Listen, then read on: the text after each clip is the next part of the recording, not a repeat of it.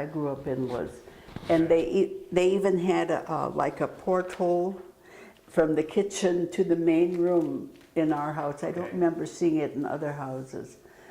Yeah, I should wait till Rebecca's ready. Are you recording? I'm recording. Okay, all right. All right, she's faster than I Well, thought. yeah, Oh, okay. but I think we can make another like formal start too. Okay. Yeah. We talk about architecture. It works better if you ask me questions. Oh yeah. Yeah.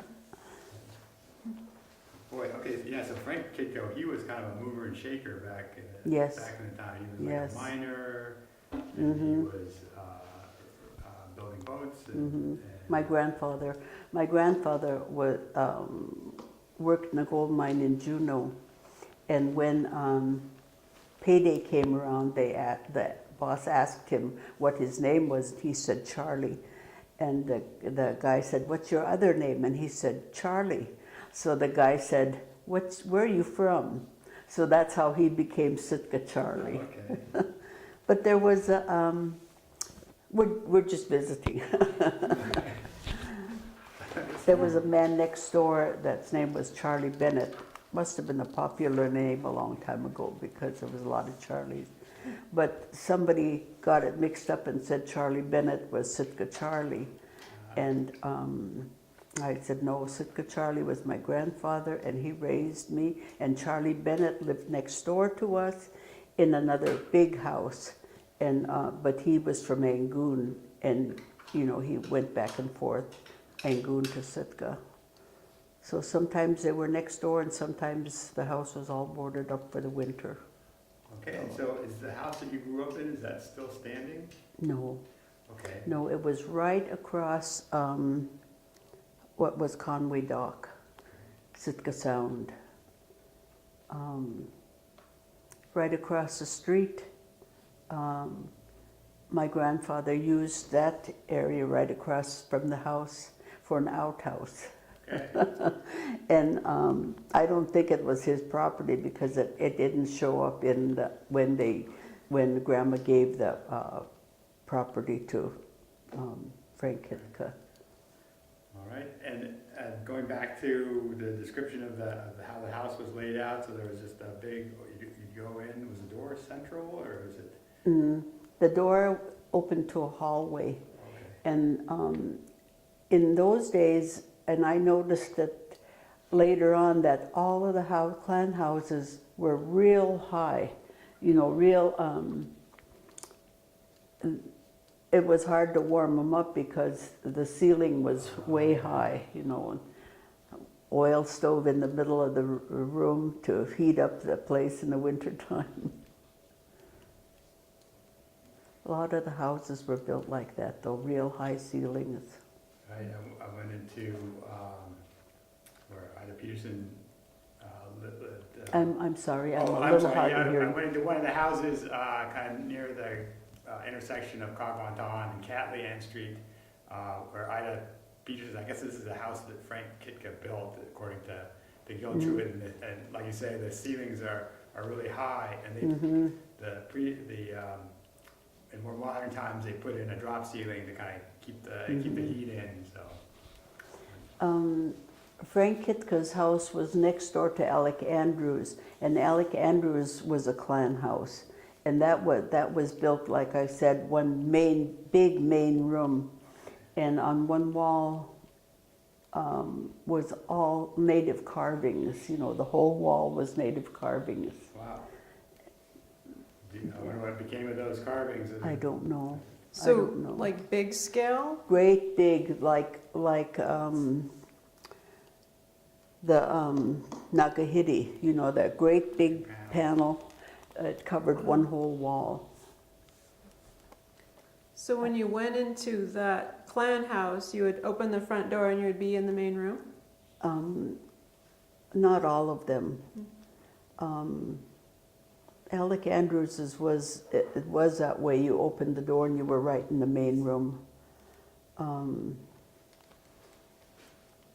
Johnny John's was the same way. I don't know who ended up with the property, but that's where the back street comes down to the front street. Okay. There was, I'm sure that was a clan house just because of the way it was built, you know. It's Right. one big room, and, With some little rooms in the back. yeah, kitchen. Mhm. Yeah. Yeah, ours had 18 stairs going upstairs, and there was bedrooms upstairs, and Grandpa slept in the living room because it was easier for him. He was bedridden, and So what year it was would just easier for us. so what year would that have been that when your granddad was staying in the first floor? What year? Like 1950s or?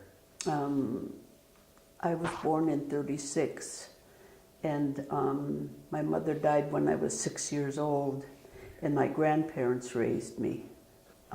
My grandfather died when I was probably, well, my mother died when I was 6. My grandfather died probably when I was 7, because that's a long story there. My grandma was my Sitka Charlie's 5th wife. Okay. Because there was no pioneer homes in those days, Grandma was placed with Sitka Charlie to take care of him, and Grandma was his 5th wife. My grandfather, by his clan, was placed with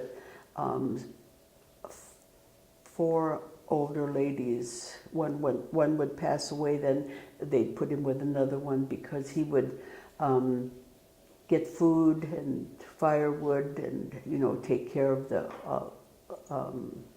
lady. And when he got older, he went to Yakutat, and my grandma's relatives and his clan arranged for my grandma to marry him, and Grandma was 13 years old, and he must have been in his late 40s, maybe 50. But he brought her down to Sitka. She'd never been out of Yakutat. It was a whole, you know, strange thing to her. They had 12 children together, and my mother was the only one that lived to be 23.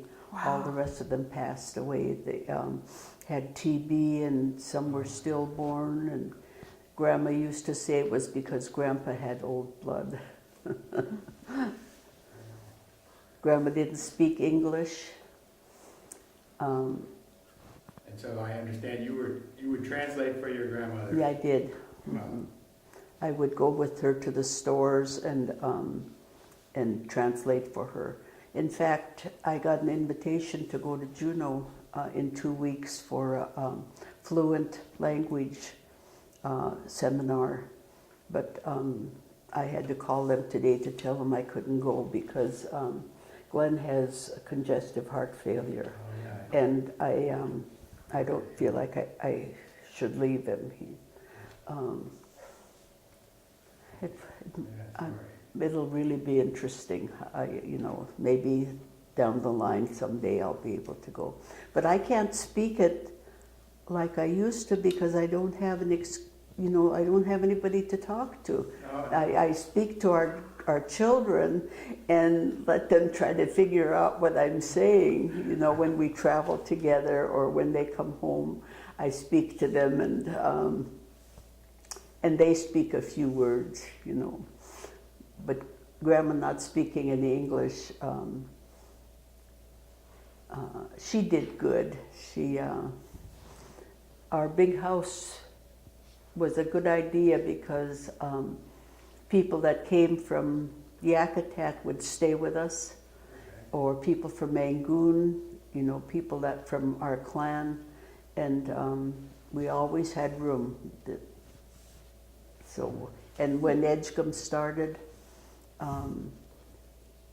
they would tell their children to look us up, and we always had kids from Edgecombe School when it first started, and from SJ.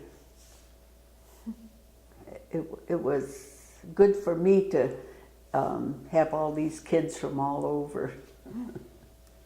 I'm getting really off the subject. No, this is exactly what we're curious about. So they were kids who were, when you were young, so they were older kids. They were older than me. So you kind of looked up to them? Yeah. I went to Edgecombe when I was in 6th grade because it was just Grandma and I was eligible to go to school there. And in 6th grade, Mrs. Betcher was my school teacher at Edgecombe. And when I was in 7th grade, Mr. Betcher was my teacher at the Sitka schools. And Bill Betcher was my classmate. Wow. Yeah. Could we have a beginning so I could turn my machine on? Oh, no. Oh, sorry about that. Yeah. Have her introduce herself. Sure. Yeah. So do you want to introduce who you are? Oh. Are you ready? Just, no, I'm not quite ready. Just- Okay. Oh. Hold that thought. You gotta repeat everything you just said.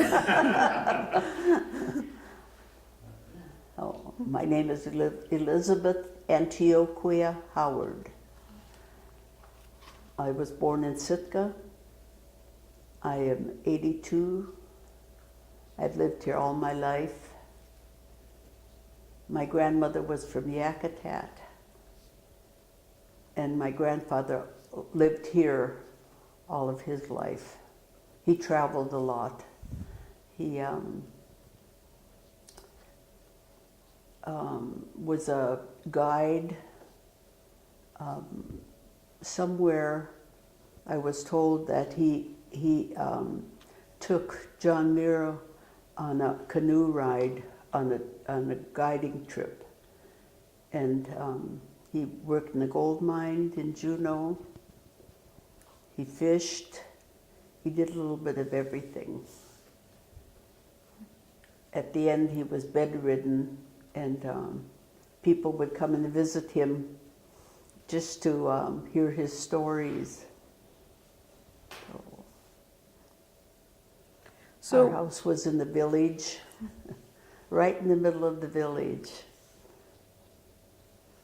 so was it where that parking lot is now, across from Sitka Sound. Sitka Sound? Yes. Mm-hmm. And so when you came into the house, like what was the first room when you came into the house? There was a hallway.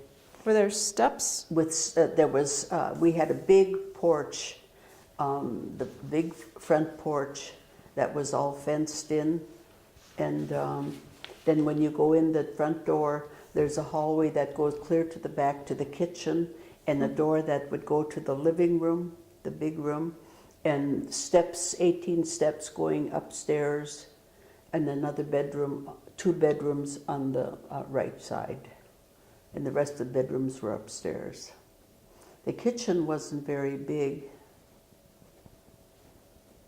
So I've got a theory that kitchens, I know in at least one of the houses, were kind of an afterthought, and I said, why is that? It looked like a lean-to. Right, yeah, and I figure it was probably because most of the foods were prepared outside, doing, you try it somewhere else, or you bring it in. But growing up, what was your experience? Was the kitchen always, did people hang out in the kitchen when you, like when you After, when it was just Grandma and I, that was the room that had the heat. So we lived in the kitchen part. When my father married my mother, he got the first oil stove in the village, and his Grandma's little friends would come over and visit, and Grandma would show them the oil stove. They didn't have to bring in firewood. So your parents lived in that house? My father was full-blooded Filipino, and he came from Seattle to be a foreman in the Pyramid Cannery, and he worked at several different canneries in the summertime, and in the wintertime he ran a card table at Tom Dane, Patty Martin's father's, had a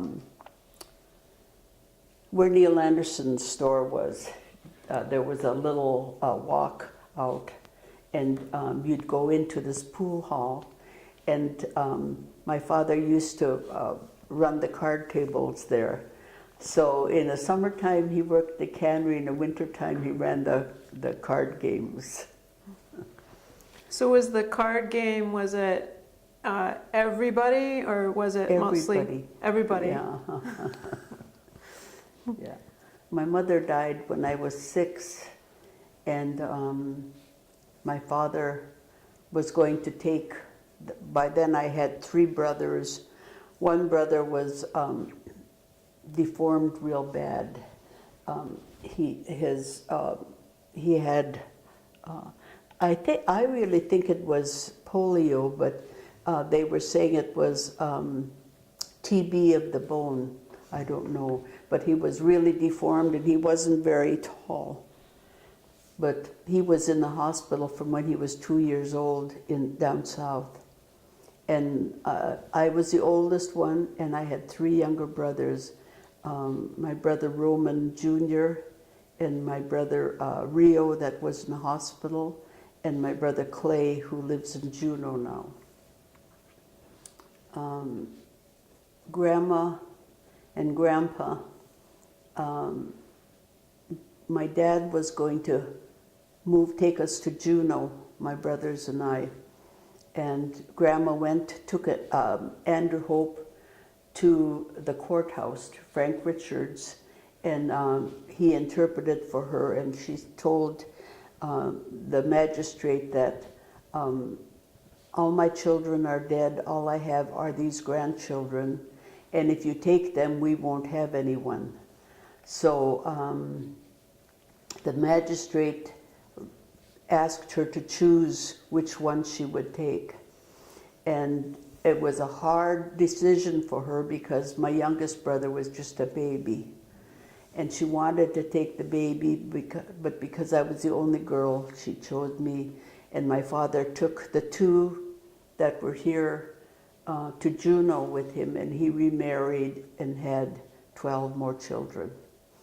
But my 2 brothers there ended up in orphanages because my stepmother had tuberculosis, and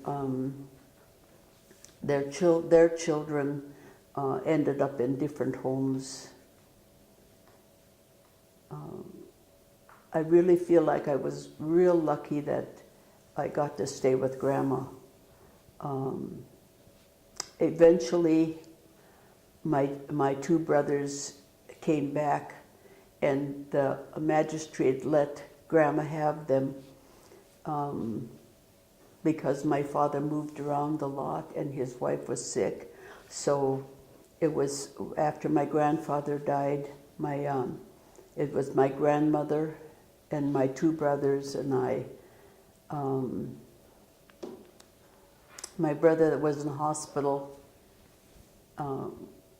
when he was 12, came home and came to us. And my brother Clarence had to put him in a wagon to take him to school because one foot was this much shorter and he had a hard time walking. So my brother Clarence would pull him to school in a wagon. In the wintertime, he pulled him to school in a sled. We were lucky. We were really poor. I don't know how Grandma managed it, excepting that we lived across the street from the cannery.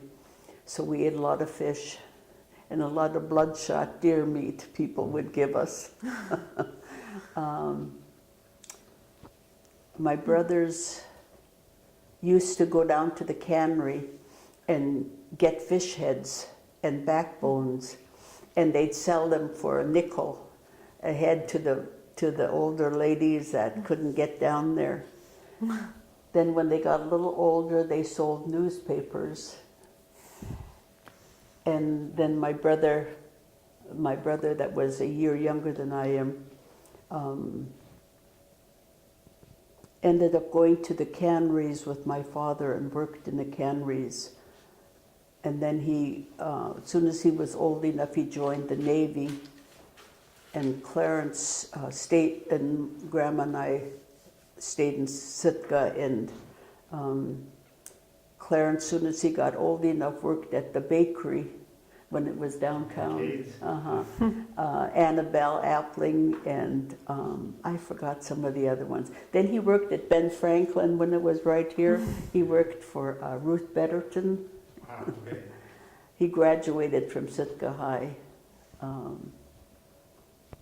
He did real good for himself.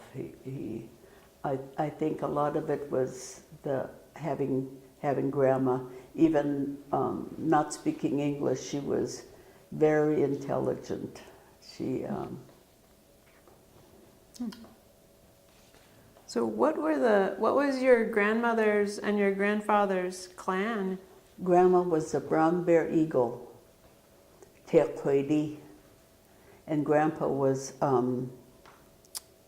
Coho, and I can't remember how to say it in Tlingit. There's a lot of Cohos in Sitka, though. So they were opposite. When Glenn and I got married, we were both eagles, which is a no-no. We've been married 65 years now, and I think they've forgiven me. He's Kagwantan, and I'm Brown Bear Eagle, so we're both eagles. Did you get a sense that not following the protocols was that a no-no that's kind of over time? They never really did anything. I mean, we did okay. We just didn't get early on. We didn't get invited to potlatches because if it was the Ravens inviting the Eagles, they'd have to invite both of us. And it's always, the opposite. So. So were all of your grandfathers the women? So those are marriages. He was married to a lady from Klukwan. I wished I knew who the other wives were. I was real young and didn't pay attention, I guess. Oh, that was a very confusing time where you have these kind of cultural norms getting crossed up and everything's kind of up in the air and deciding what's the right thing to do. Yes. That was a pivotal time. It's interesting now to go to potlatches. Like I've gone to one in Angoon, and I've gone to one in Yakutat, and in Juneau. I was invited to a big one in Cake for Clarence Jackson, and my sister-in-law. My brother married Clarence Jackson's sister, and she passed away. And I couldn't go because Glenn's not in good health. So, but I really enjoy them. You learn a lot and see a lot of people from all the different villages. And do they go on for days still? Or well, not now, but when I used to go with Grandma, she'd take off her coat and put it on the floor by her, and I would sleep. Of course, I was a little girl, but it would be like 2 days, And would you go to other houses in the village or? In the village, yeah. Did she ever go back up to Yakutat? Or yes, after my grandfather died and I got older, we went up there because she had a sister up there and she had several nieces. So, in fact, they were trying to get me to marry a man from up there that was probably 25 years older than me, and I convinced Grandma that I didn't want to get married. I was 13. Okay. But they just felt like they had to do that maybe it was taking care of me or something. They thought they were taking care of me, but when we had 6 children, and Judy, our youngest daughter, came home from school, and at the dinner table, she said, "Our teacher said to ask you how you and Dad met." And I said, "We didn't meet, we grew up together." She was so disappointed. She wanted a big romantic story. And I said, "It was romantic." I said, "The village bully rammed into my bike when my dad was here in the summertime. The gambling paid off good, and he bought me a bike. And it was really something for the village. I had a brand new bike, and the village bully rammed into the front wheel and it made it crooked. And I was standing there crying, and Glenn was walking by, and he straightened out the wheel. I told Judy, I said, "So he was my hero." We've been married 65 years now, so. How old were you when you married? I was 17 and he was almost 19. Yeah. Well, 'cause there's some, he's quite tall. Mm-hmm. Yes. Yes. Wow. He So- played basketball. He was really into sports. One of the pictures I brought, just one of him, was when he worked out at the pulp mill. He worked on the logs. He was foreman at Herring Cove, and he worked out there for quite a while. He worked at the Pioneer Home. He was a cook at the Pioneer Home. He was also an orderly up there at first, and then he transferred down to the kitchen. He worked construction, then he worked for the city on the water crew with Pat Welsh. So he was a good provider. Well, then managed to build boats. And he built boats on his time off. And one of the questions there said, what advice would you give young people? And I was thinking about that. I didn't grow up on the boat, with just Grandma and I. And when I married Glenn, and he was a fisherman, his family they fished halibut fish and seine. So he was always on the boat and always working on a boat. In fact, he helped his father with the Princeton Hall when they were building it. And then he built boats, runabouts he called them. Then he built us a 25-foot boat.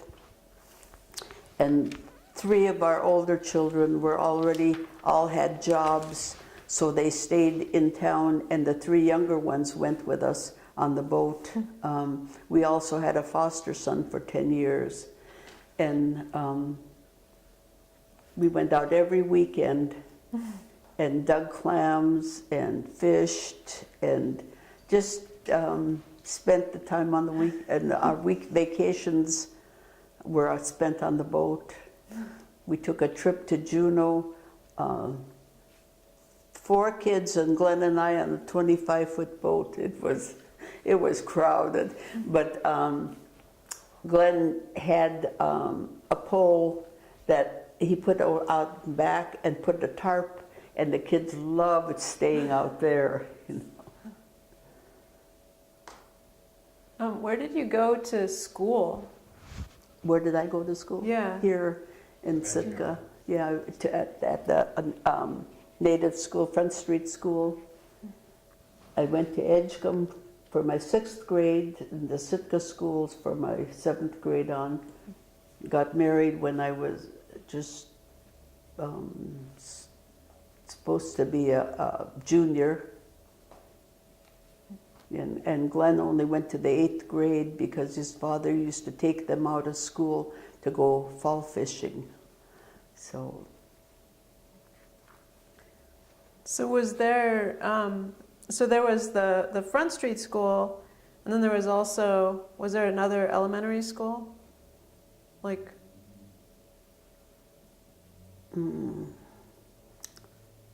I don't know. I think all of them were, all of our classes were, I don't know where they went after, where we would go after. Huh. I don't remember.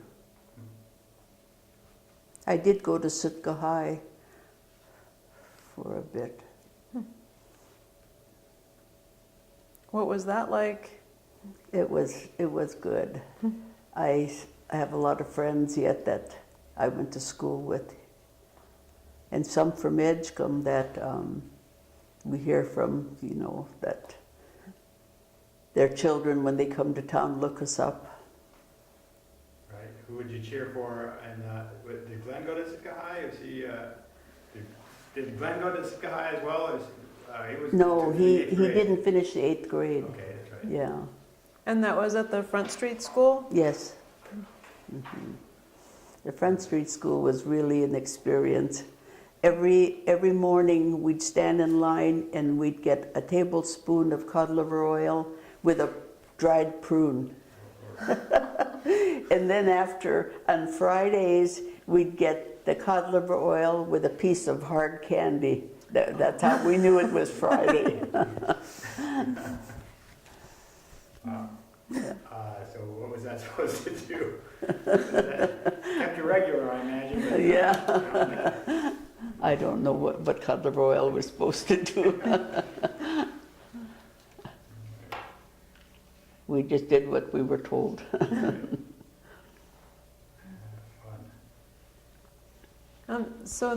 Do you remember much about the potlatches that you'd go to? Or did people call them potlatch, or did they call them a party? Well, or? in our language, it's ku'ik. It means Oh, okay. party. But potlatches, and the different communities have them, and it's good to go to a different town to their potlatch, because everybody does it a little different. So was it, like when you were growing up, was it, because I remember hearing from somebody who grew up in Juneau that they had to be kind of sneaky about doing that.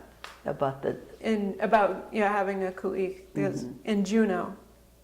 And I don't know, was it ever like that in Sitka? Did they have to kind of, not that I know of. it was okay to be public. It was just like a big party. All right. Yeah. Oh, beautiful.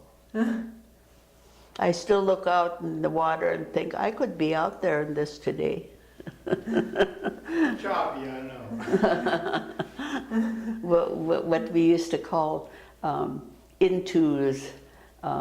Let's say, let's go into this bay, or if it was blowing where we were going to go, we go into a different bay,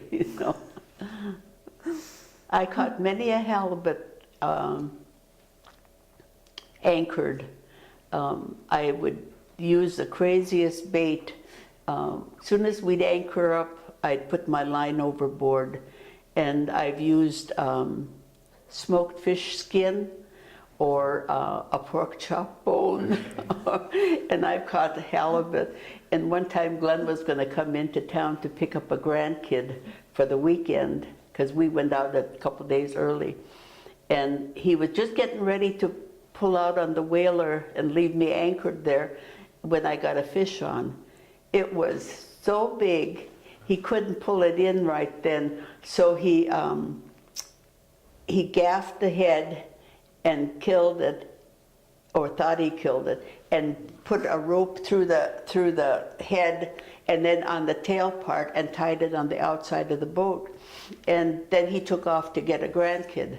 And I was doing dishes and I could hear this thumping out there, and I thought, oh my, he better hurry or we're gonna lose that halibut. Yeah, we set crab pots, and the kids would go out with their father to check the crab pots, or he would take them to, we'd go to Fish Bay, real low tide, and he built a crab getter with a long handle and wire mesh at the end of it, and then he'd dip them to see if there were a keeper, if they were male or female, or you know, if it was the right size. And our grandkids were visiting us from Massachusetts then, and David was probably 6 years old, and he was really excited about going out with Pop to get crab.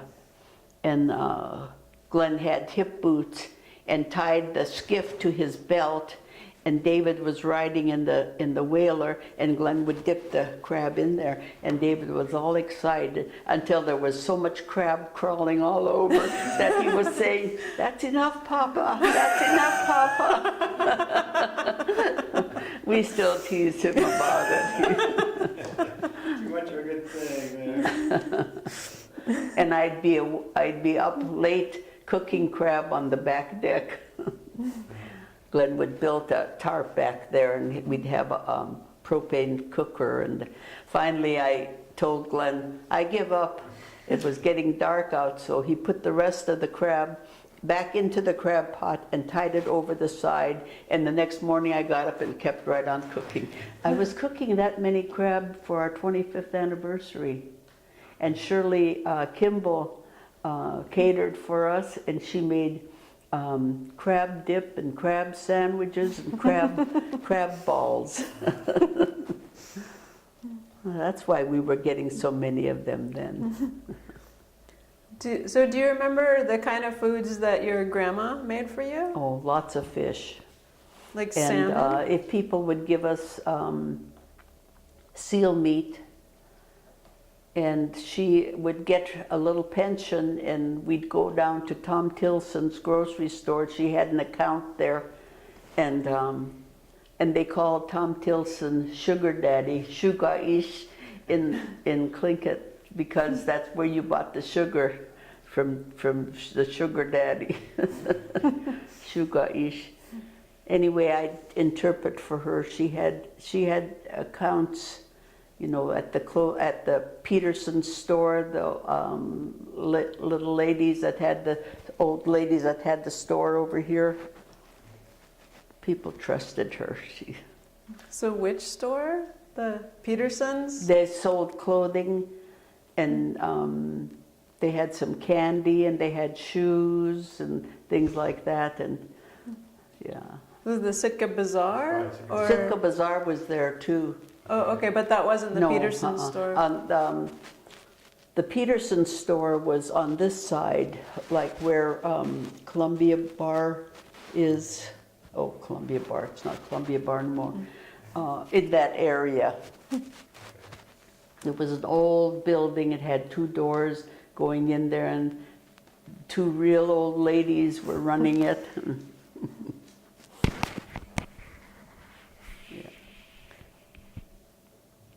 Wow. So you said your grandma had a little bit of a pension? Uh-huh. She got $50 a month, and I don't even know where she got it from. It might have been from welfare. How old was she when, or how old were you when she passed? We were married. We were already married. When Glenn and I got married, we stayed with her in the village. And then he got the job at the mill, and they had Cascade Street cozy homes by the high school. And we bought one of those houses, and we took Grandma up there with us. It was a 3-bedroom house. And we had 6 children and a foster son, and we lived in this 3-bedroom house. Glenn added a little room off the washroom and put bunk beds in there, and our foster son and Daryl, who lives here in Sitka yet. Daryl, is that Sitka Ready Mix? He comes up with a name for everybody he knows, a nickname. Everybody's got a nickname. That's right. That's right. You know him. him and Willie had that little room. So we lived right by the high school. And I worked at the senior center when it first started, and Glenn was working at the mill. But before that, I used to babysit for teachers because we lived right by the high school. And our kids used to bring kids from the high school for lunch to our house. And Grandma had a grandma sitter. A lady used to come and take care of Grandma while I worked. I only worked 4 hours a day. And she said, "Do you know why you folks go through a case of bread a week? Because your kids bring all these kids from the high schools." And they ate, and Glenn says, "That's all right, just so they don't throw it away, you know," so. And so those cozy homes, those would have been pretty new. This is probably the 1960s. It was what? The year is probably around 1960. 1960s. And so all those cozy homes were all brand new back then. Yes, they were brand new. Yeah, Art Franklin trusted us. We bought all the furniture from him, and so we furnished our brand new house with brand new furniture.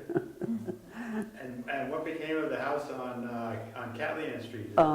Well, Grandma gave it to the Frank Hitka. Okay. So Yeah, what is it because back then? that's what she was supposed to do it, because he buried Grandpa. Okay. Yeah.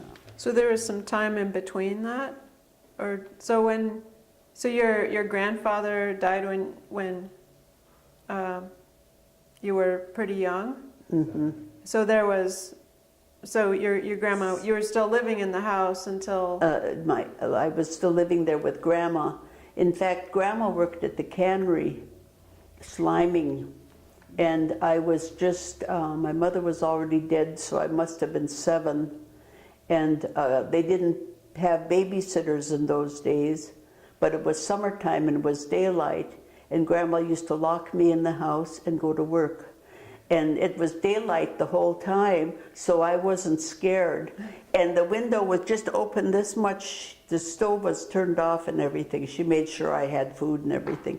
And the window was open this much, and my friends would play outside the window, and I would, and there was a ledge there so they could stand there, and we'd play paper dolls at my window.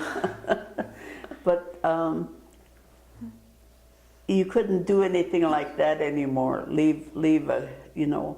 And I wasn't scared, because like I said, it was daylight until she got home.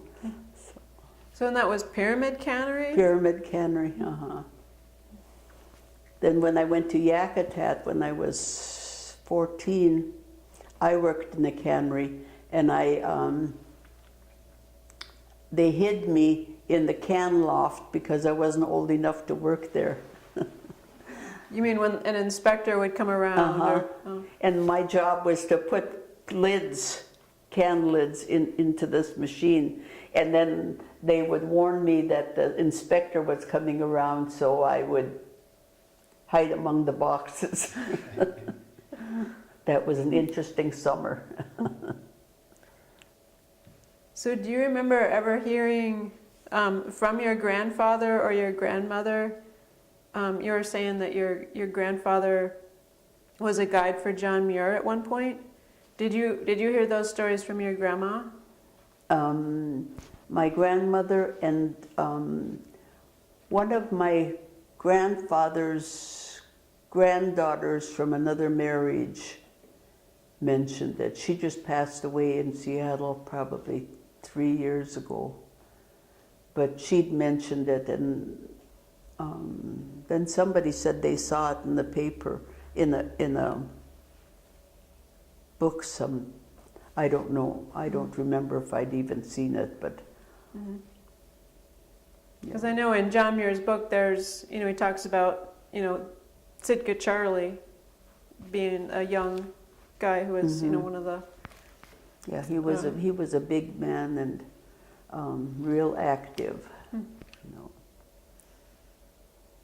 And I forgot what I was going to ask.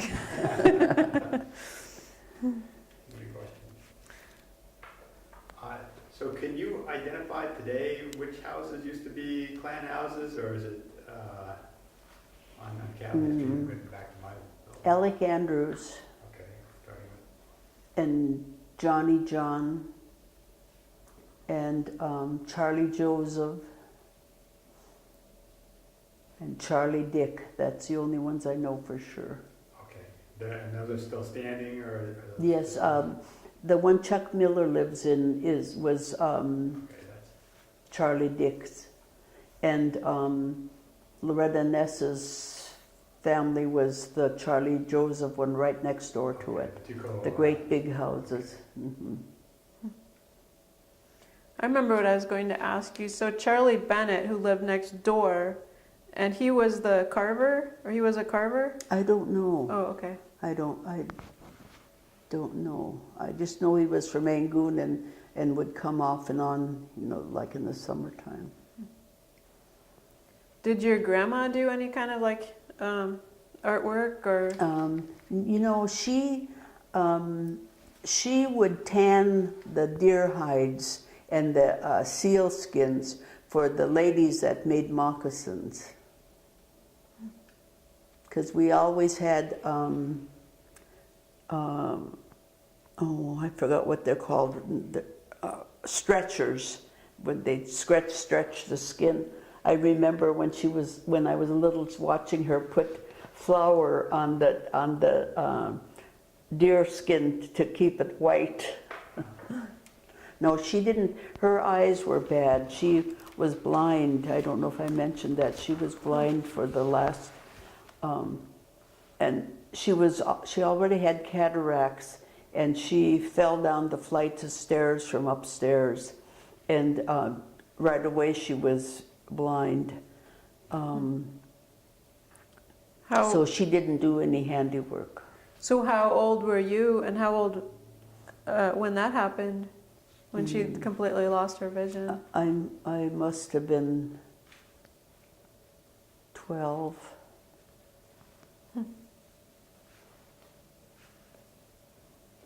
well, you become more and more amazing with every. I know. Oh yeah, so, it doesn't blind, so wow. I'm telling you. Some people would call that adversity, but. Yeah.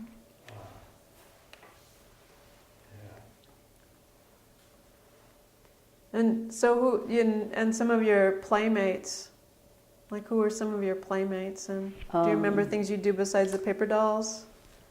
Mick Diamond's wife, Marie, is still alive. I have the picture there. The one with all of us girls standing there.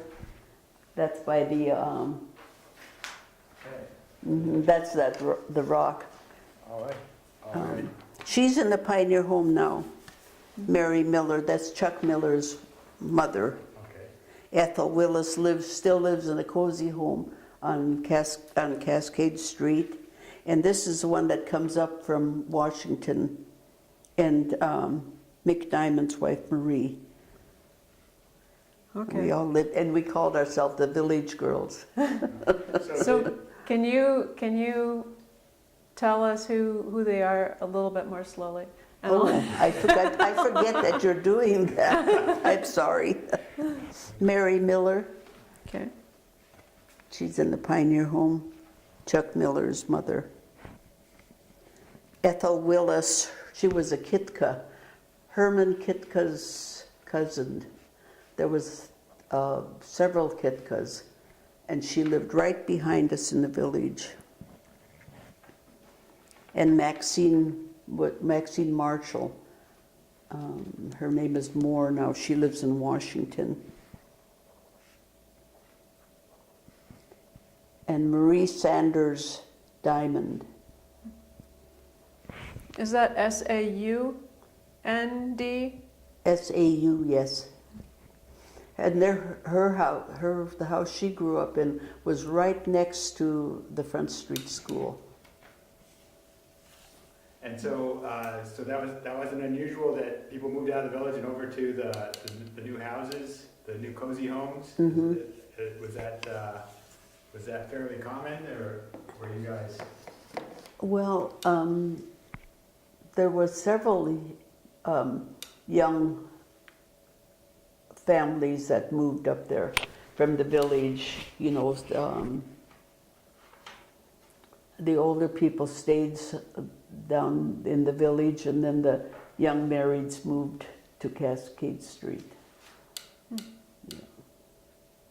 So did you, I mean, this is a tough question, but did you experience much racial bias when you were young, or when you were young married? Not really. A little bit when I worked at the senior center, but on the whole, okay.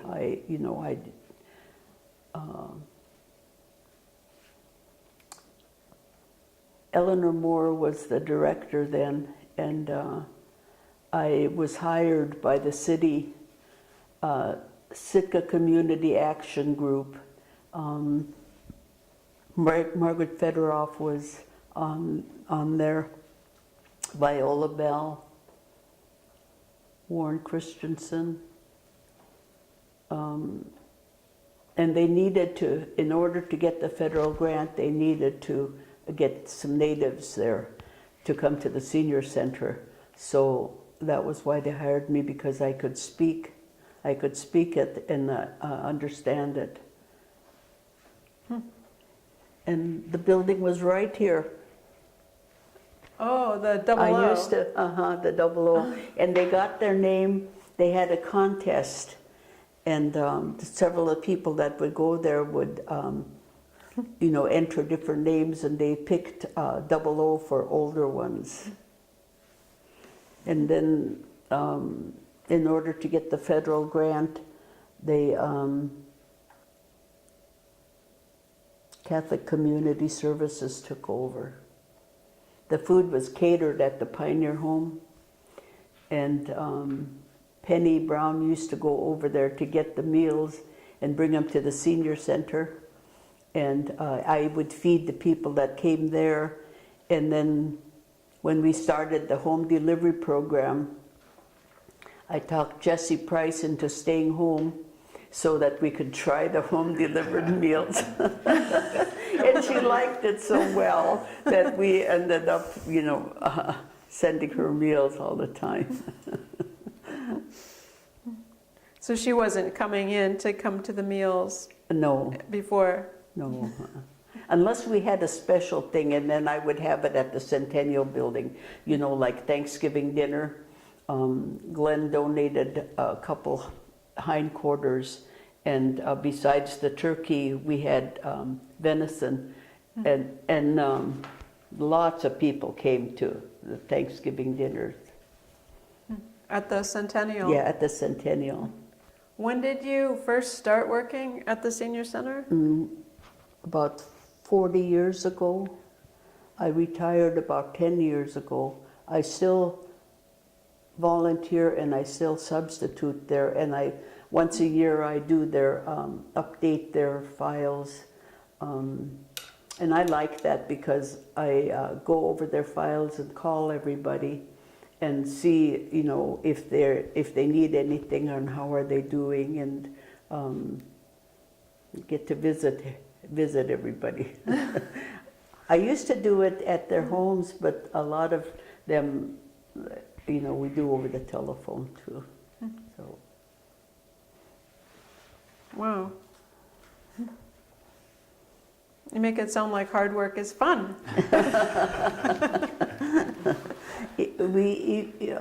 Eleanor Moore did not want the food program, and later on I talked her into, because we made good friends, I talked her into trying the home delivered meals when she wasn't, doing very well, and it all worked out.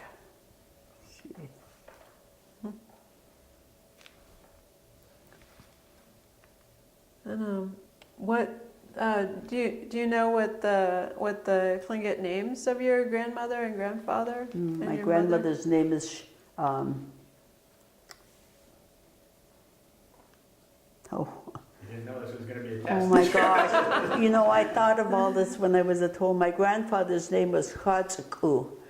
And the only way I remember it is deer skin.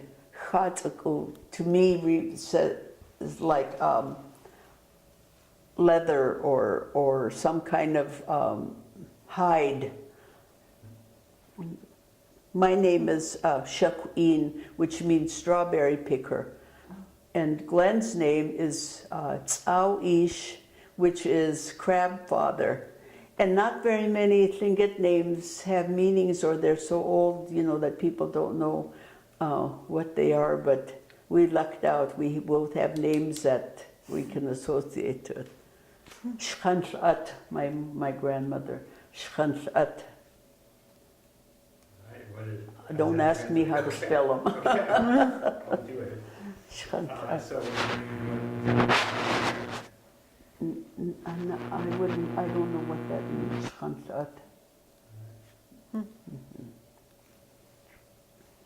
Wow.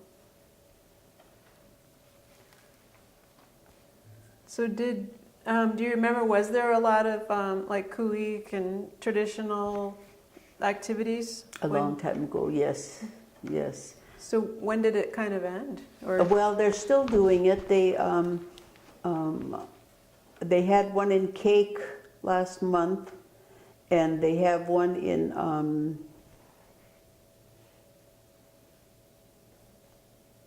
I forgot where the next one is. There is another one. I'll think of it. But the different communities have them, you know.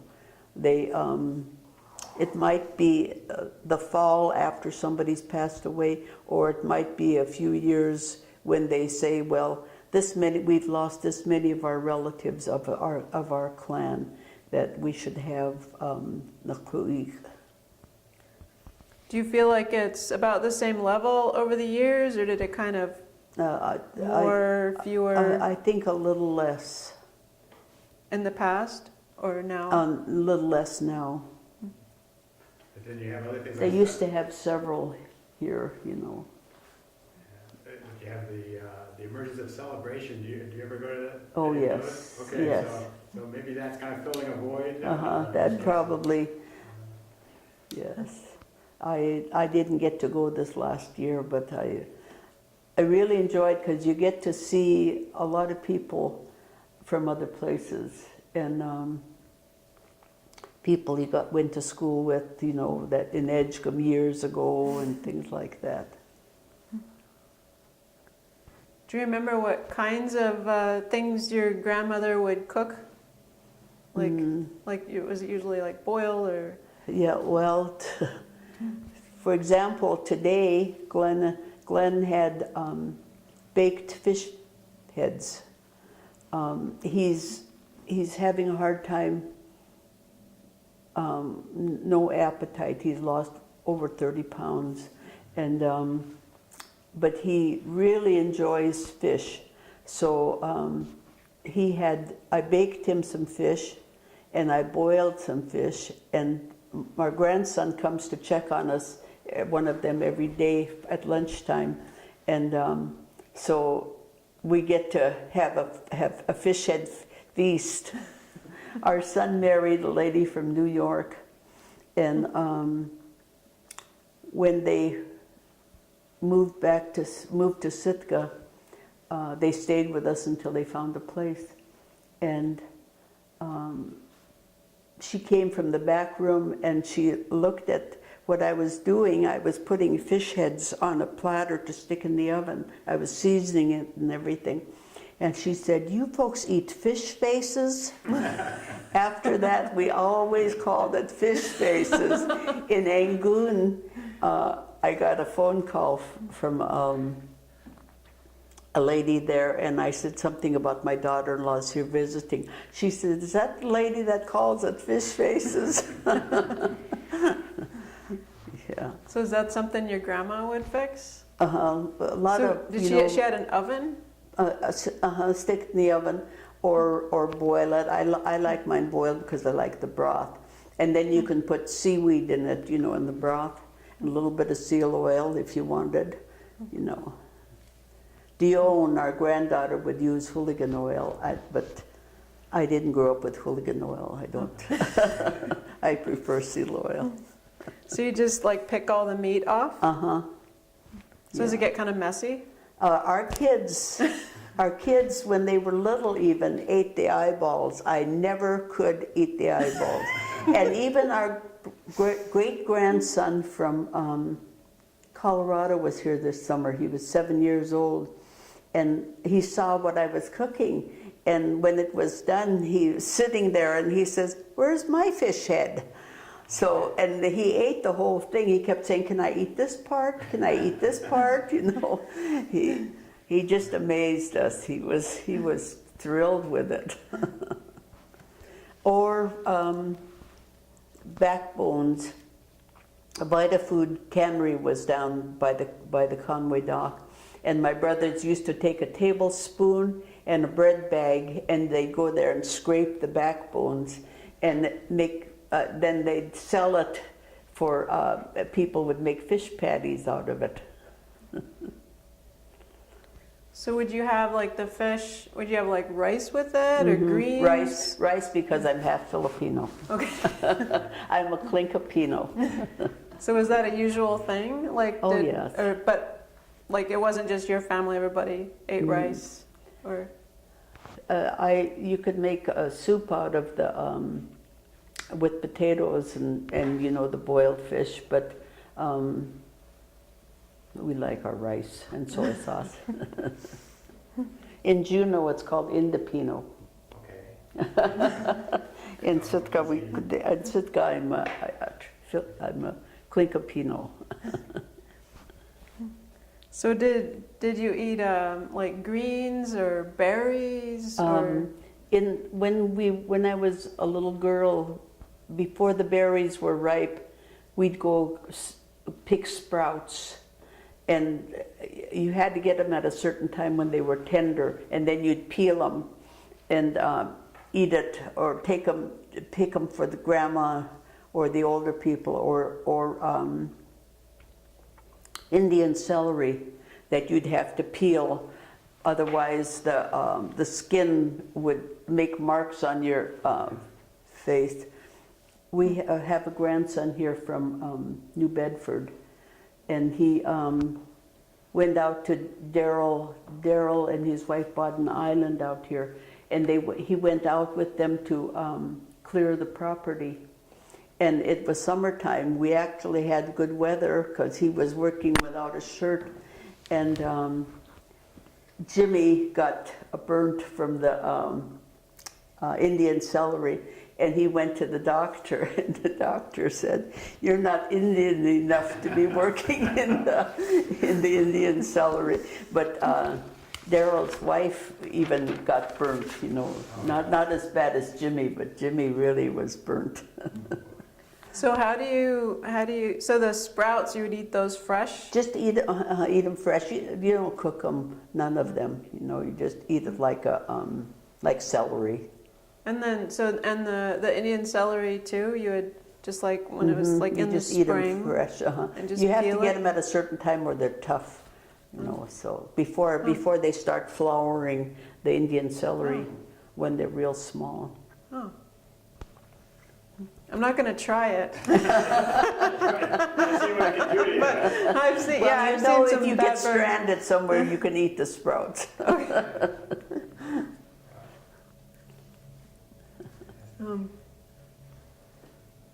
so have you seen changes in the village, I guess, since you lived there kind of at that time where it was kind of getting more industrial, and the boathouses? Do you remember more boathouses getting built or getting used? Well, you knew that Glenn's family was boat builders, and they had a big boathouse there, and their little house was right next to it, and that's where they grew up. But they played in the boathouse in the winter times, and in the summertime, their father put up a basket outside and they would play basketball until late because, you know, it was summertime and it was bright out. So when they decided to have a basketball team, their father named them Nighthawks because they used to play into the dark. That's how they got their name. So they played in the city league and they traveled. So. Wow. By fishing boat, probably. Pardon? Did they travel by fishing boat? They traveled by fishing boat, yeah. Like go to Juneau for the gold medal and. Uh-huh. Yeah, Glenn went with a different team for gold medal.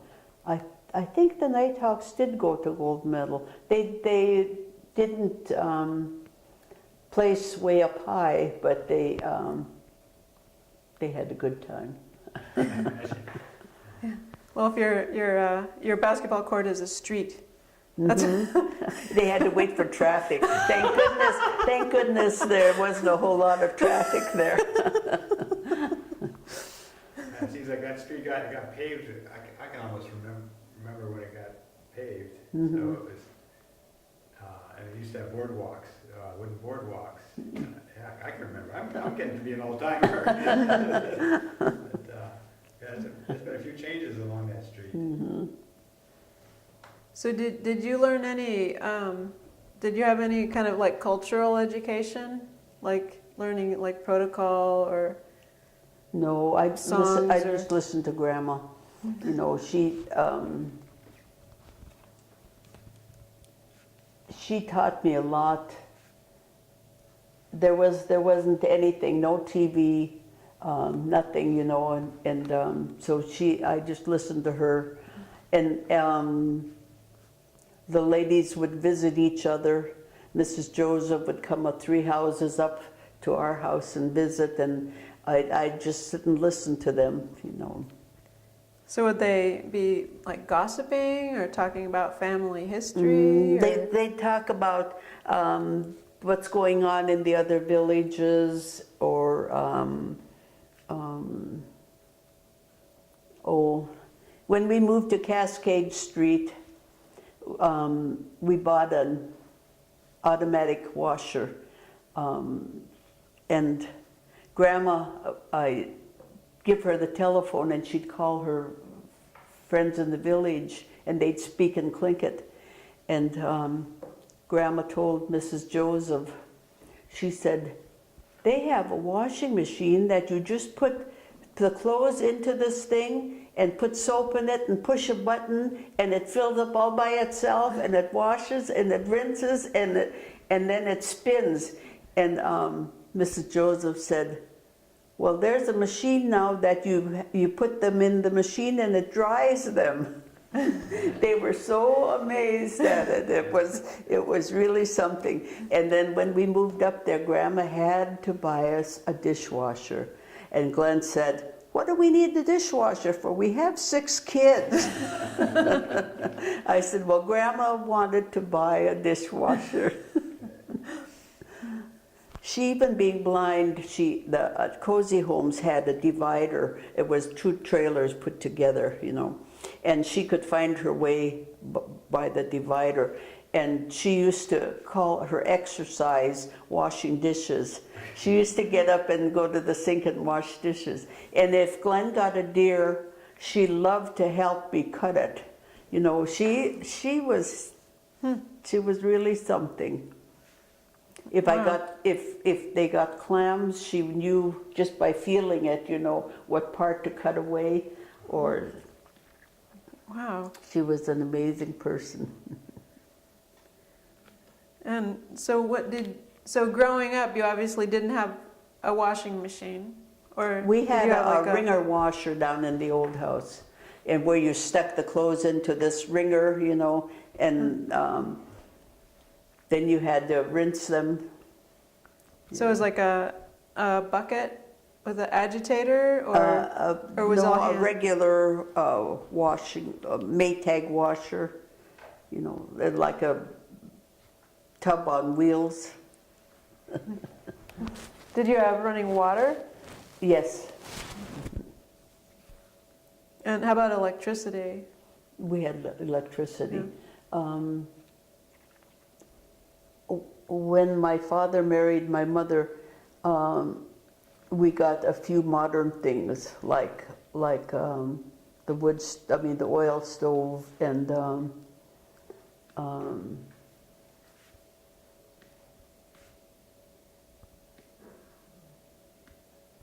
it just, electricity. My dad had a cab company in the wintertime, and he would run the cab company from the house. 23 was the number for the cab. So, and this was the same time that he was running the card table. Uh-huh. Wow. Mm-hmm. Well, I can see where you and your brother get it from.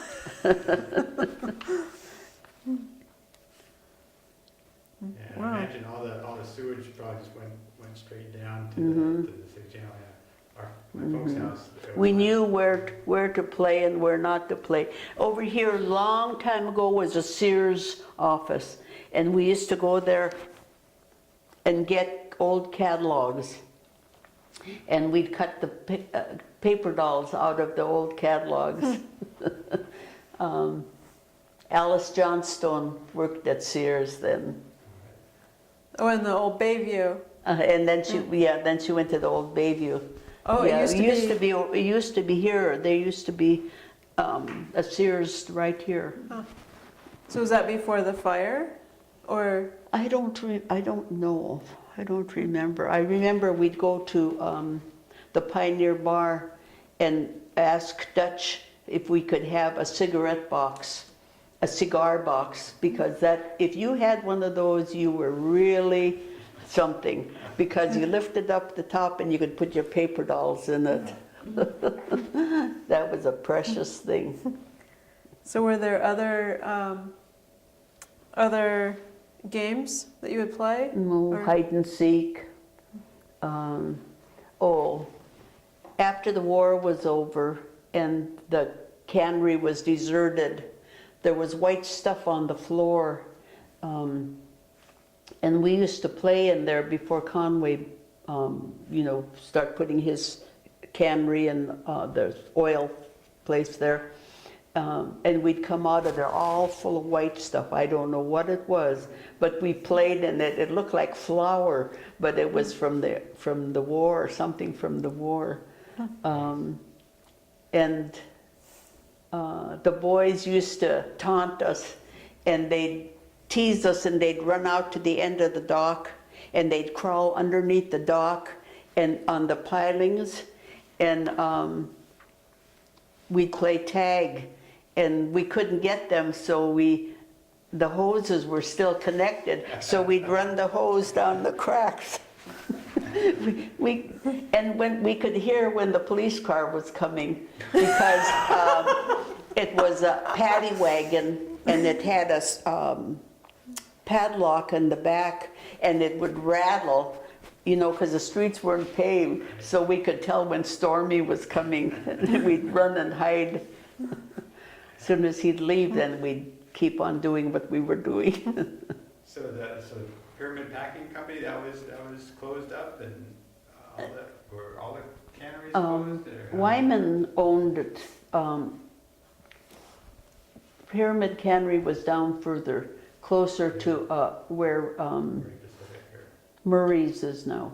Is it Murray's? They changed their name. That's all I can't I can't remember the name either. Yeah. So and that was the cannery? The cannery, that was Pyramid Cannery. But the other place where right across from our house was a fish house. Like a float, where they'd unload the fish. They would send the fish out in barrels. Oh. In great big barrels. Tierces. Uh-huh. Yeah. Uh-huh. We used to get the newer ones when the shipment would come in, and we'd get inside them and we'd push each other, roll each other down the dock. We did some crazy things. No kidding. You want the paddy wagon sound. So would you end up in the water? Pardon, no, And those- there was these pilings around there, you know, so. So was that, so the place right across from your house, that was where your brothers would get the salmon backbones? Yes. Mhm. And it was on a float? There was a dock, and then to the side of it was a float. You had to walk down a ramp to get to the float, and that was Vita Foods. Wow. And so, do you remember World War II? It sounds like there was quite a bit of crime during the war. Do you I have don't any? remember too much because I was really young. I just remember blackouts, and remember when they were expecting a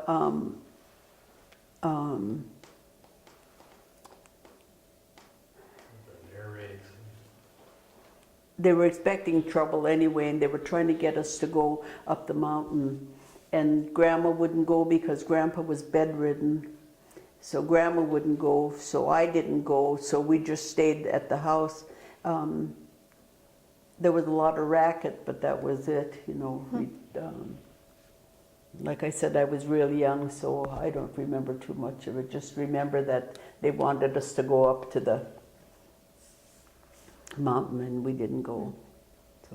So just to go up on trails and things, or up a road, or? I don't remember. Yeah. There used to be great big oil tanks up there.